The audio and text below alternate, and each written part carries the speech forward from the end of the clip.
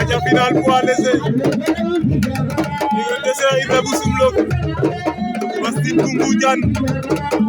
Cheikh Ibra bu Soum Bastin bu Ngoundiane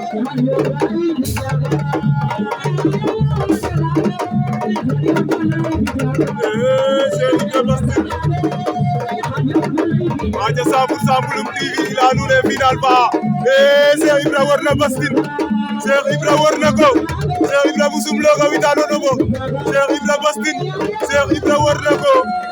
Cheikh Ibra bu Soum Bastin bu Ngoundiane Allahu akbar oy Papa Yacine ñu déglu arbitre lan lay wax diggante Cheikh Ibra Bastin ñu déglu arbitre ba oy Papa Yacine